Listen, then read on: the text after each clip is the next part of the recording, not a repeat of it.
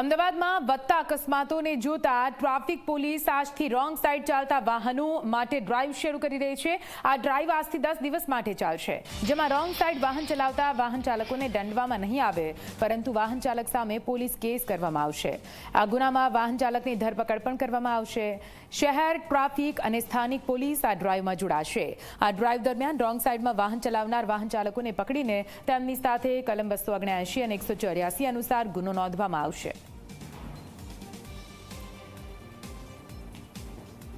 एक्सिडेंटना बनावो जो बने तेमां रोंग साइड आवता वाहनों अकस्मातना बनाव बनता हो तो स्पेसिफिक झुंबेश अमे 10 दिवस सुधी 22 तारीख थी लई अने 31 तारीख सुधीना ड्राइवनुं आयोजन करे छे अने स्पेसिफिक रोंग साइड थी आवता वाहनों माटेनुं अमे ड्राइवनुं आयोजन करेल छे। रोंग साइड थी आवता भयजनक जे ड्राइवरो छे ड्राइविंग करता होय छे एमां 184 हेठळ स्थळदंड लई छे, पण आ वखते अमे एमां गुनो दाखल करवाना छे 279 184 हेठळनो के जेनी एफआईआर करी अने गुनो दाखल करी अने कार्यवाही करवामां आवशे।